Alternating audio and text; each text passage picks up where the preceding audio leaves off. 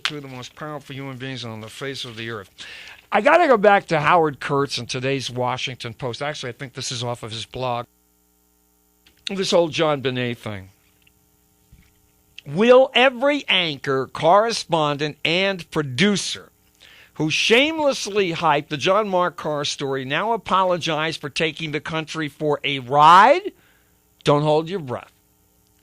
This was such a sham from the opening moments. It instantly goes down with the greatest media embarrassments in modern history.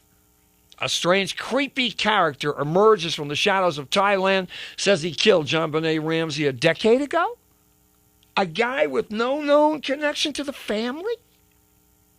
A yutz whose own relatives, including an ex-wife who hates him, says he wasn't even in Colorado at the time?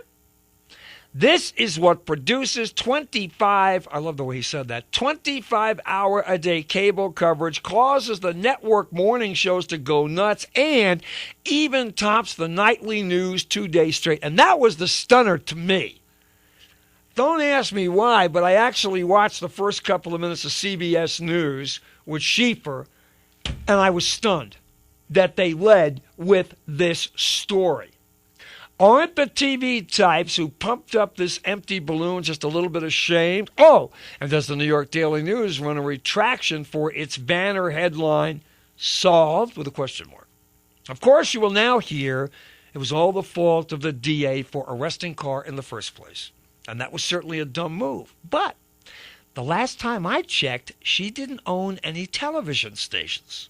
Of course, you would report that some whack job had claimed to have killed John Bonet, but the resulting frenzy suggests that many journalists either did not know or did not care that strange people sometimes make false confessions in high-profile cases.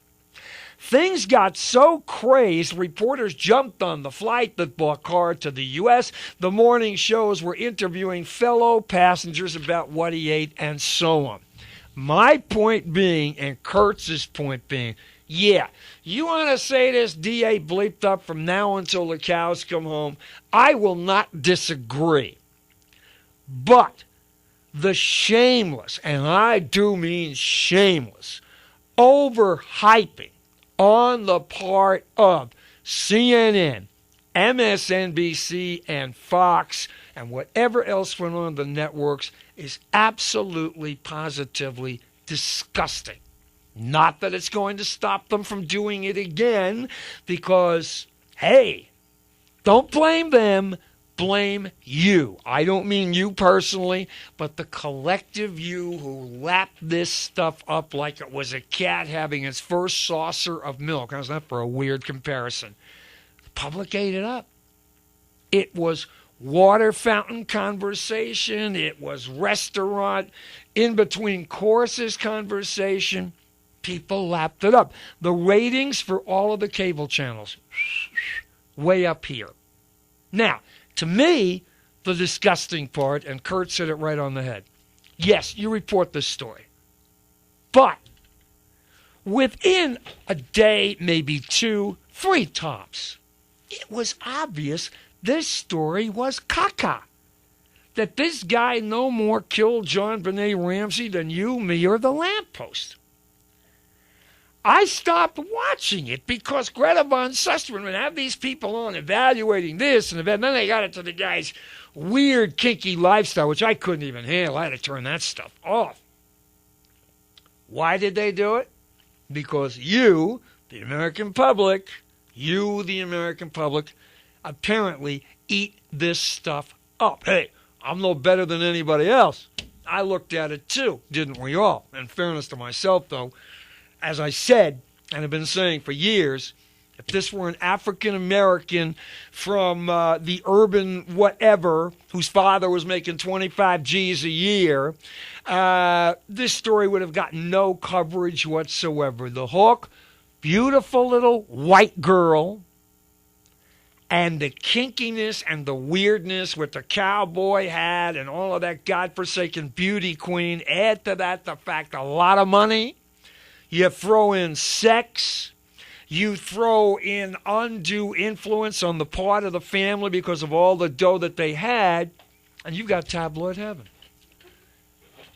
There is no longer in my opinion, the war between tabloid journalism and mainstream journalism. There is no more war. Tabloid journalism is won. In fairness, though, just to flip the coin over, nothing changes. Everything that is old is new again. I wasn't around during the Lindbergh kidnapping, which Cyril and I talked about a little bit earlier. Journalists from all... Now, of course, that was a little different. Let's back up. The difference in the Lindbergh kidnapping, everybody, anywhere, any place, knew who Charles Lindbergh was, even in the late 20s, early 1930s, even though you didn't have 24/7 cable news. Everybody knew who the guy was. He was an international celebrity. So that was a reason to generate an inordinate amount of interest. But if you look at the coverage back then, you want to talk about tabloid journalism and reckless journalism and untruths that were told left, center, and right. They've actually filmed that trial. There's a good chunk of that is on film. People came from all over to cover that circus. So, how can I say this?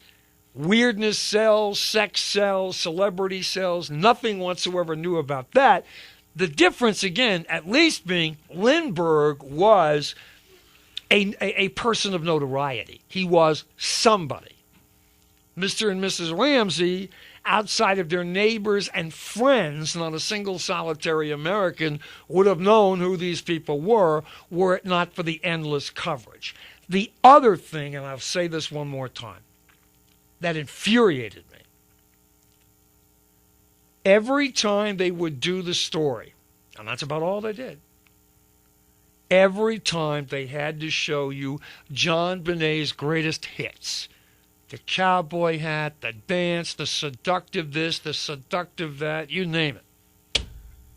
If there were fledgling pedophiles out there, with all the coverage that we've had and all of those bleeping pictures, I got news for you. Then maybe you knew fledgling, maybe a few fledgling, I'm being facetious when I say this, but there may have been a few fledgling who've gone beyond fledgling. It was disgusting. Now, Cyril knows this is junk. He's as much as said it, but when in Rome, you do as the Romans, or they want you on the show, you go on the shows. I have no problem with Cyril being all over the map. You give the American public, I know, you give the American public what it wants. And the American public, quite simply, eats this stuff up.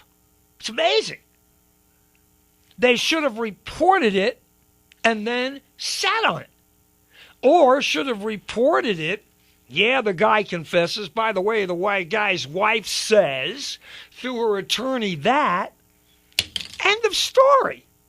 Guy comes back, you do your DNA song and dance, and you let that be the end of it. Now, this was aided and abetted, the huge amount of coverage. Aided and abetted. You can agree or disagree with what I'm about to tell you. I'm merely telling you what they tell you in the news business. August is maybe the slowest news month of the year. Now, admittedly, there's a lot happening out there, but in terms of stories that got some spice, stories that have some panache, stories that are, moving along on a day-to-day basis, say, New Orleans is still New Orleans, the war on terror is still the war on terror. See what I'm saying? That stuff's been going on. Here you have new developments in a case that was already notorious on the slowest news month of the year. That just made it worse. I don't blame, again, I go back to that great line, we've met the enemy, he's us. I don't blame the TV people. They wouldn't do it, and I don't blame the newspapers. And I don't blame the tabloids and blah, blah, blah, blah, blah, blah, blah, blah. I don't even blame CBS. To its great credit, newspapers, although I must tell you, this John Mark Hoerth story was on page 1 of the New York Times today. Lower left-hand corner, which means it was not the most important story. The most important story in the New York Times is the one... Do you know what the most important story is in the New York Times? I don't know if this runs true for all papers, but generally speaking it does. Do you ever take journalism? It's the one that's in the far right-hand corner.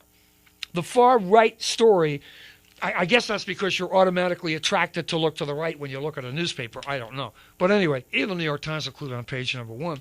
I don't blame them. They are giving you what you want. And obviously, a heck of a lot of you wanted it. Anyway, we got a break coming up. We'll talk to the rest of the crowd out there in Radio Land. Lawrence tomorrow. And Lawrence is bringing along a surprise. We have some Jane Marie tapes. Remember the one who wanted to die? She's back. Doug and the group on Friday. Pat Summerall on Thursday. Doug, the group producers. Songs and Snappy Petter on Monday, Labor Day on AM News Talk 1360.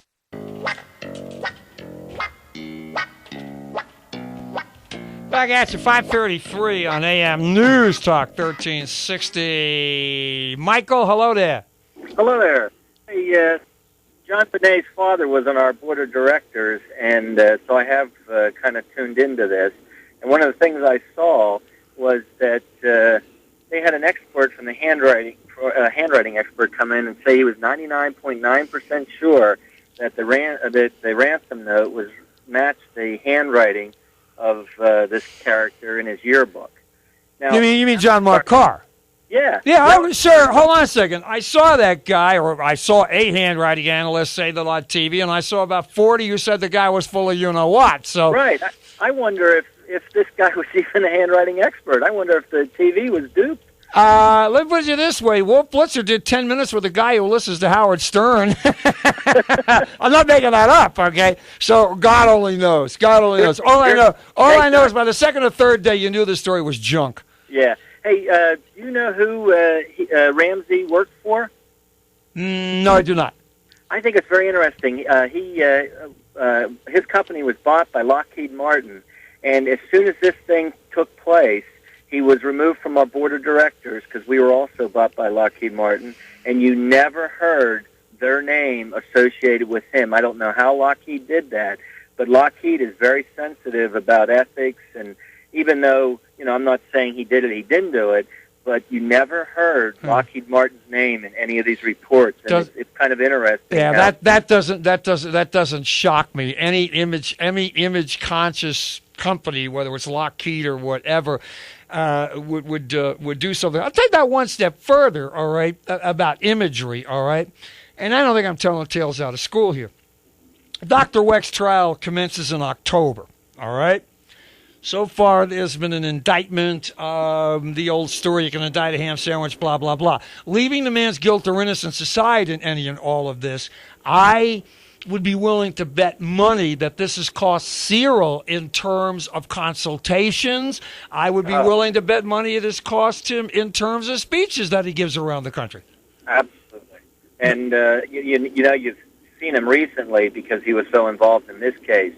But up to that point, I wonder if he was shunned from the television. No. He was not. He was not shunned from TV. He's done radio with me several times, and he was here for a couple of hours. Oh, no, I don't mean by you.